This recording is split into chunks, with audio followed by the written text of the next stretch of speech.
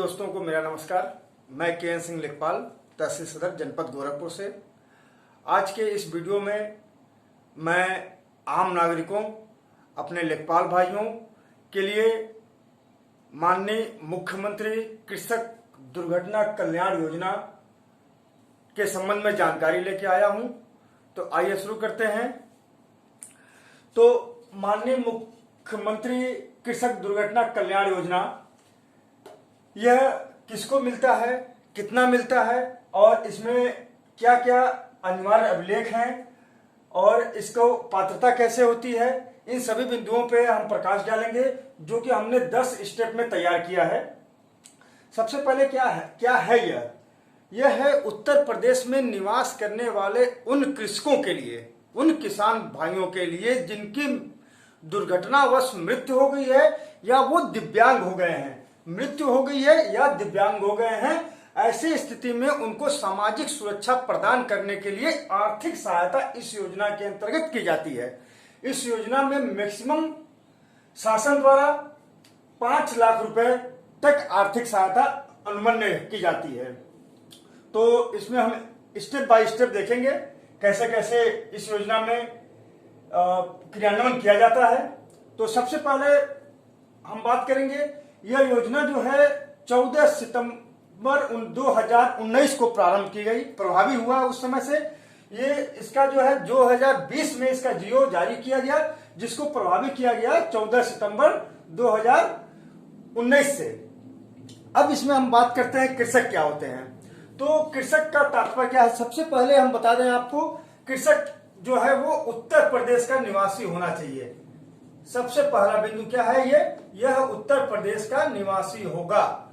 अब खतौनी में दर्ज जो भी ऐसे कृषक हैं जिनका नाम खतौनी में दर्ज है, चाहे वो खातेदार हैं चाहे वो सह खातेदार हैं, इस बिंदु पे मैं बात अपने अगले वीडियो में प्रकाश डालूंगा। खातेदार, सह खातेदार क्या होते हैं, राज्य आपदा मोचन निधि क्या होती है, ये सब अगले वीडियो में मेरे आएगा।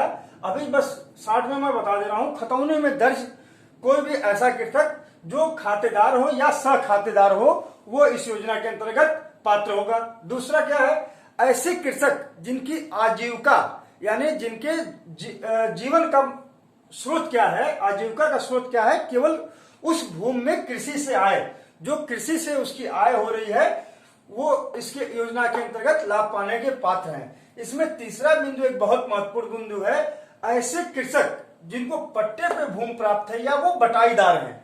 पट्टे की भूमि प्राप्त पे क्या तात्पर्य है, वो रजिस्टर्ड पट्टा हो सकता है या फिर जो है कि निजी पट्टा हो सकता है और जो सरकारी पट्टा हो सकता है। रजिस्टर्ड पट्टेदार, निजी पट्टेदार, सरकारी पट्टेदार, ये सब आसामी पट्टेदार, इस बिंदु पे अगले वीडियो में प्रकाश डाला जाएगा कि पट्टेदार की श्रेणियां क्या क्या है। फिलहाल तो वो रजिस्टर्ड पट्टेदार होना चाहिए, चाहे वो आसामी पट्टेदार हो, सरकारी पट्टेदार हो या फिर निजी पट्टेदार हो। दूसरा बिंदु क्या है, बटाईदार। बटाईदार का तात्पर्य क्या है, ऐसे कृषक जो अपनी जिनके नाम से भूमि हो कृषि योग्य और वो अपनी खेती नहीं कर सकते हैं, तो वो अपनी भूमि किसी अन्य व्यक्ति को दे देते हैं कृषि करने के लिए। ऐसे कृषकों को बटाईदार कृषक कहते हैं। अब जैसे मान लीजिए कि किसी बटाईदार कृषक की मृत्यु हो गई है, यानी जो हमारी जमीन कोई अन्य जोत बो रहा है उसकी मृत्यु हो गई है, तो वो बटाईदार का सर्टिफिकेट कैसे पाएगा। ऐसी स्थिति में क्या होता है, जो वो खातेदार हैं, जो जिसके नाम से भूमि है, वो या उनके वारिस या सह खातेदार द्वारा इस आशय का प्रमाण पत्र दिया जाता है कि ये हमारी भूमि खेती कर रहे थे जब इनकी मृत्यु हुई, वो हमारे बटाईदार थे। या फिर उस गांव के प्रधान द्वारा भी प्रमाण पत्र दिया जा सकता है या फिर क्षेत्रीय लेखपाल द्वारा भी बटाईदार का प्रमाण पत्र दिया जा सकता है। अगले बिंदु पे आते हैं हम। चौथा बिंदु हमारा क्या है, उस कृषक, जो ये कृषक है, कृषक शब्द का प्रयोग किया गया है, कृषक की आयु जो है वो 18 साल से कम नहीं होनी चाहिए और 70 वर्ष से ज्यादा नहीं होना चाहिए, ना कि यानी कि 18 वर्ष से अधिक आयु हो और वो 70 वर्ष या उससे कम आयु का कृषक होगा, वो इस योजना के अंतर्गत लाभ पाने का पात्र होगा। अब हम बात करते हैं मृत्यु की, कैसे मृत्यु होने पे इस योजना के अंतर्गत लाभ पाया जाता है। तो आपको मैं बता दूं कि जैसा कि हमने यहाँ पे उल्लेख भी किया है शॉर्ट फॉर्म में, दुर्घटनावश मृत्यु होने पर या अन्य कारण से मृत्यु। दुर्घटनावश मृत्यु होने का तात्पर्य क्या है? जैसे बाढ़ आ जाना, आग लग जाना, सांप काटना, जंगली जानवरों का हमला से मृत्यु होना, या फिर अन्य कई भी कारण है, नदी में डूबना, कुएं में डूबना, या फिर भूस्खलन होना, भूकंप आना, गैस रिसाव से मृत्यु होने पे, ऐसी कहीं भी किसी भी स्थिति में मृत्यु होने पर, दुर्घटनावश मृत्यु होने पर या अन्य कोई भी कारण हो, उस स्थिति में मृत्यु होने पर वो, अगर वो कृषक है या फिर जिसका स्रोत कृषि आय है या फिर वो पट्टेदार है या बटाईदार है, तो वो इस योजना के अंतर्गत लाभ पाने का पात्र होगा। यदि होता क्या है, कभी कभी हत्याएं होती हैं और वो कृषक होता है, यदि हत्या जैसे गोली मार के हत्या हो गई, चाकू से हत्या हो गई, ऐसी स्थिति में क्या होता है, क्या उसके वारिस जो हैं वो लाभ पाने के पात्र होंगे कि नहीं होंगे? ऐसी स्थिति में इस शासनादेश के अंतर्गत एक पॉइंट स्पष्ट रूप से उल्लेख किया गया है कि जो भी निर्णय होगा वो संबंधित जिले के जिलाधिकारी द्वारा निर्णय लिया जाएगा और वो निर्णय जो है वो अंतिम होगा और बाध्यकारी होगा। यानी आप उसके विरुद्ध कहीं जा भी नहीं सकते हैं।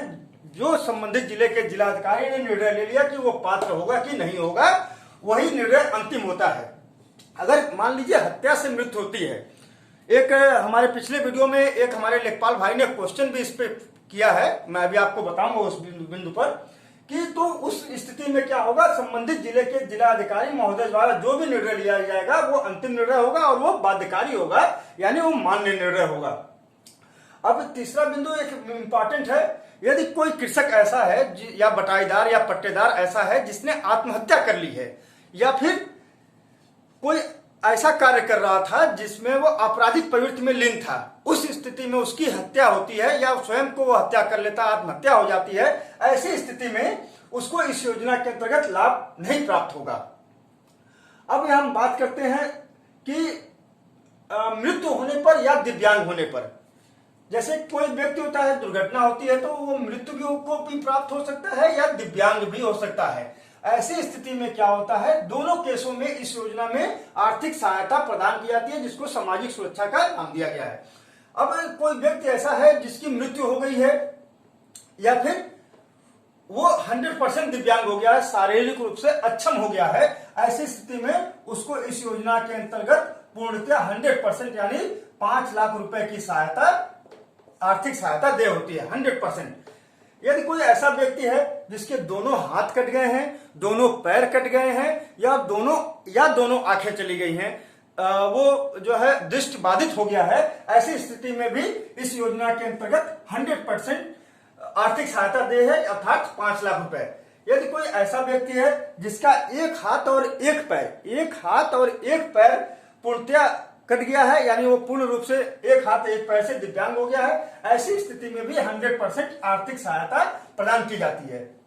यदि किसी व्यक्ति की दुर्घटना में एक हाथ या एक पैर या एक आंख रूप से दिव्यांग हो गया हो, तो ऐसी स्थिति में जो है उसको 50% यानी कि 5 लाख का 50% यानी 2.5 लाख रुपए मात्र सहायता, आर्थिक सहायता प्रदान की जाती है। यदि कोई ऐसा कृषक है या बटाईदार है या पट्टेदार है जिसका दिव्यांगता का प्रतिशत जो है वो 50% से अधिक हो, 50% से अधिक दिव्यांग हो किंतु वो 100% से कम हो, ऐसी स्थिति में भी 50% अर्थात 2.5 लाख रुपए आर्थिक सहायता इस शासनादेश के अंतर्गत प्रदान किया जाएगा उससे संबंधित कृषक या बटाईदार को।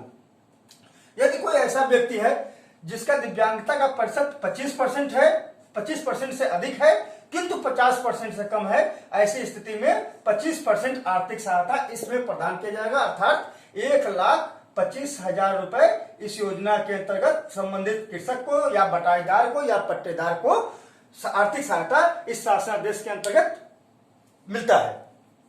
अब यहां पे अगला बिंदु क्या आता है, यदि कोई कृषक ऐसा है या बटाईदार है या पट्टेदार ऐसा है जो प्रधानमंत्री जीवन ज्योति बीमा योजना या प्रधानमंत्री जीवन सुरक्षा बीमा योजना, ये दो शब्द हैं, इसके विषय में अगले वीडियो में मेरे जारी होगा। प्रधानमंत्री जीवन ज्योति बीमा योजना क्या है और प्रधानमंत्री जीवन सुरक्षा बीमा क्या योजना है, इस पर मैं विस्तृत प्रकाश डालूंगा अपने आने वाले किसी वीडियो में।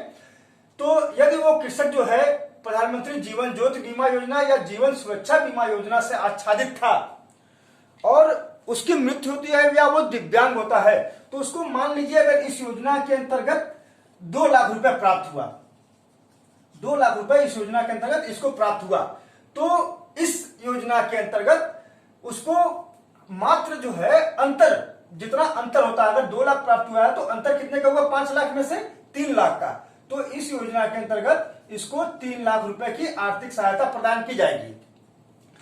अर्थात क्या है, प्रधानमंत्री जीवन ज्योति बीमा योजना या प्रधानमंत्री जीवन सुरक्षा बीमा योजना से आच्छादित कृषक जो अगर वो इस योजना में लाभ पाया है तो जितना लाभ पाया है उसमें से 5 लाख में से उतना घटाकर ही इस योजना के अंतर्गत उसको आर्थिक सहायता प्रदान की जाती है। यदि किसी ऐसे कृषक की जिसकी मृत्यु प्राकृतिक रूप से, प्राकृतिक आपदा में होती है, प्राकृतिक रूप से प्राकृतिक आपदा में कोई ऐसा कृषक है जिसकी मृत्यु हुई है, तो ऐसी स्थिति में क्या होता है, राज्य आपदा मोचन निधि एक शब्द है, इस पे भी अगला मेरा वीडियो कभी बनेगा, राज्य आपदा मोचन निधि में भी आर्थिक सहायता प्रदान की जाती है। तो इसमें क्या होता है कि कोई कृषक ऐसा है जो प्राकृतिक रूप से, जैसे एकाएक क्या होता है, बिजली गिरने से किसी व्यक्ति की मृत्यु होती है, आकाशीय बिजली गिरने से, तो वो आपदा मोचन निधि से उसको 4 लाख रुपए की आर्थिक सहायता तत्काल दी जाती है। अब वो 4 लाख रुपए तो आर्थिक सहायता तत्काल वो कृषक पा गया, उसके वारिस पा गए, किंतु अब वो इस योजना के अंतर्गत भी पात्र होगा अगर वो कृषक है या बटाईदार है या पट्टेदार है। तो ऐसी स्थिति में क्या होता है, उसको अंतर लाभ, यानी कितना लाभ अंतर हुआ, 5 लाख रुपए इसको आर्थिक सहायता यहां से प्राप्त होनी थी, 4 लाख रुपए आपदा निधि से पा गया है, अर्थात तो वो उसके वारिस जो है 1 लाख रुपए इस योजना के अंतर्गत 1 लाख रुपए की आर्थिक सहायता प्राप्त होगी। इसमें यदि होता क्या है कभी कभी कि वो राज्य आप मान लीजिए किसी कृषक या बटाईदार की मृत्यु जो है आकाशीय बिजली गिरने से हो गई, इसका तात्पर्य है कि वो आपदा मोचन निधि से 4 लाख रुपए उसके वारिसों को तत्काल दे दिया जाएगा। अब वो कृषक जो है प्रधानमंत्री जीवन ज्योति बीमा योजना या जीवन सुरक्षा बीमा योजना से भी आच्छादित था, अगर इनकेस उसको 2 लाख रुपए यहां से भी मिल गया तो इसका तात्पर्य है उनके वारिसों को टोटल मिल गया 6 लाख रुपए, तो वो इस योजना के अंतर्गत लाभ पाने के पात्र नहीं होंगे, क्योंकि इस योजना में मैक्सिमम 5 लाख रुपए ही दिया जाना है और उस कृषक के वारिसों को 6 लाख रुपए यहां से प्राप्त हो गया। ऐसी स्थिति में इसको लाभ नहीं मिल पाएगा यहां से। अब इसमें क्या होता है कि जब कोई कृषक या बटाईदार या पट्टेदार की मृत्यु होती है तो उसको यहां पे एक इंपॉर्टेंट बिंदु मैं 10वां पहले उठाऊंगा कि इसमें क्या करेंगे कि 45 दिन, मृत्यु के 45 दिन के अंदर उसको इसका टोटल फॉर्म भरकर हार्ड कॉपी में तहसील कार्यालय में जमा करना होता है, तहसील में जमा करना होता है।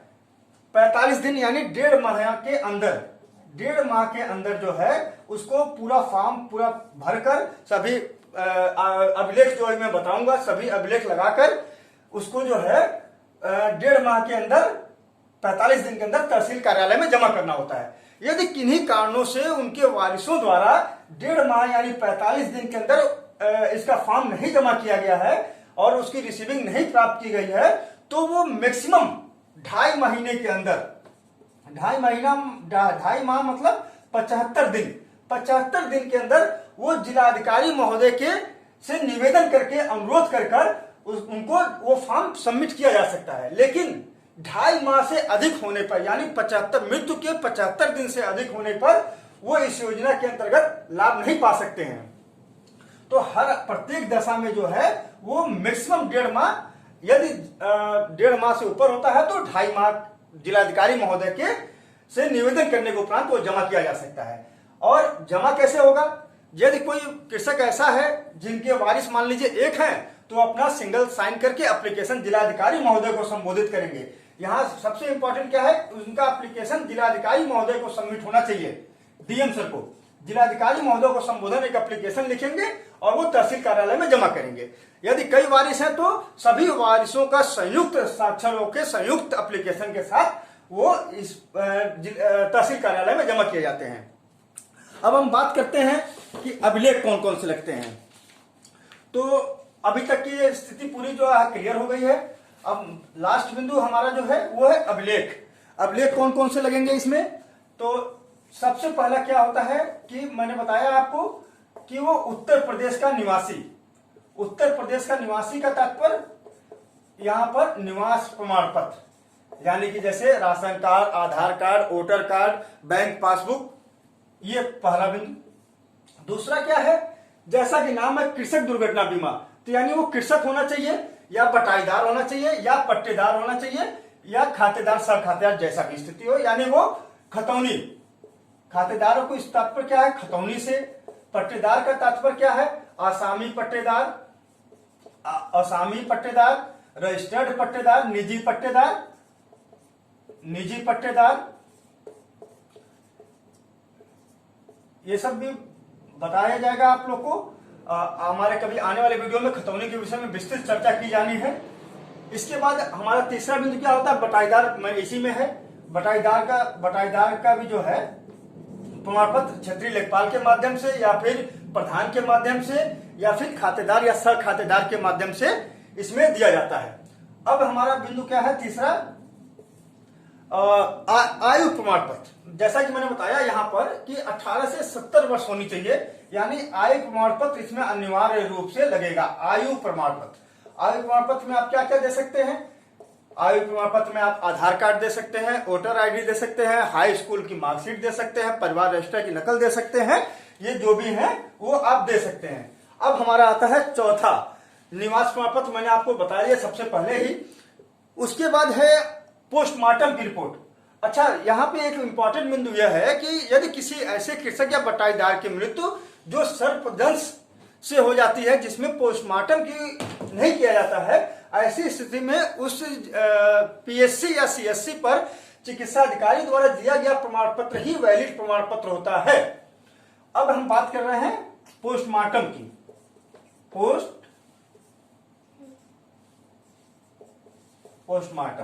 पोस्टमार्टम यानी उसकी मृत्यु दुर्घटनावश हुई है उस कृषक की या बटाईदार की, तो पोस्टमार्टम होगा। यदि पोस्टमार्टम नहीं होगा तो चिकित्सा अधिकारी द्वारा दिया गया प्रमाण पत्र ही वैलिड होगा। अब हम इसके बाद बात करते हैं पोस्टमार्टम के बाद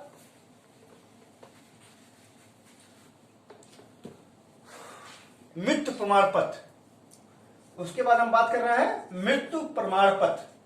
मृत्यु प्रमाण पत्र प्राप्त करने होगा यहाँ पर, क्योंकि उस कृषक की मृत्यु हुई है, जैसे भी हुई है पोस्टमार्टम में वो क्लियर होता है। पोस्टमार्टम नहीं हो सकता है तो चिकित्सा अधिकारी द्वारा दिया गया प्रमाण पत्र। उसके बाद यदि कहीं कोई केस ऐसा है जो विवादित है, तो उसकी स्थिति में क्या होता है, उत्तराधिकार प्रमाण पत्र प्राप्त करना होगा। यदि विवादित नहीं है तो खतौनी में जो वरासत की कार्रवाई की जाती है वही उसका उत्तराधिकार प्रमाण पत्र होता है, उत्तराधिकार प्रमाण पत्र। इसके बाद हमारा बिंदु क्या आता है, दिव्यांगता की स्थिति में क्या होगा। यदि वो व्यक्ति दिव्यांग हो गया है तो दिव्यांगता की स्थिति में सीएमओ द्वारा जारी प्रमाण पत्र कि वो कितना % दिव्यांग है, उस हिसाब से इसको जारी किया जाएगा। उसके बाद बैंक पासबुक। बैंक पासबुक में जैसा कि मेरे सभी वीडियो में है यह चीज कि वो बैंक कैसा होना चाहिए, राष्ट्रीयकृत बैंक, सीबीएस और जिसका आईएफएस। मैंने अपने पिछले सभी वीडियो में बताया है कि ऐसा बैंक जो राष्ट्रीयकृत बैंक हो, जो कोर बैंकिंग सर्विस देता हो और जिसके आईएफएस कोड अलॉटेड हो, वही बैंक जो है इसमें वैलिड बैंक होता है। उसके बाद हमारा क्या है, इसमें अनिवार्य रूप से आधार कार्ड लगना है, देना है, और उसके बाद मोबाइल नंबर लास्ट। ये इतना जो है आपको देना है। अभी इस वीडियो के डिस्क्रिप्शन लिंक पे मैंने डाल दिया है कि इसके इसका जो जियो है, उस जियो पे आप शासनादेश साइट भी डाल दूंगा मैं अभी, और जियो भी डाल दिया जाएगा कि किस जियो के माध्यम से ये पूरी जो है इस योजना का क्रियान्वयन किया जाता है। उसमें आवेदन पत्र पूरा स्पष्ट रूप से उल्लेख है जियो में, आप उसको डाउनलोड कर सकते हैं। यदि डाउनलोड करने की स्थिति में नहीं है तो तहसील में ये सभी फॉर्म अवेलेबल रहते हैं। वो संबंधित कृषक के वारिसों द्वारा जो है या बटाईदारों द्वारा तहसील से इसका आवेदन पत्र प्राप्त करके आवेदन प्रस्तुत कर सकते हैं 45 दिन के अंदर या मैक्सिमम 75 दिन के अंदर आवेदन को प्राप्त करके जमा कर देना है और वो इस योजना के अंतर्गत लाभ पाने के पात्र होंगे। बहुत बहुत धन्यवाद।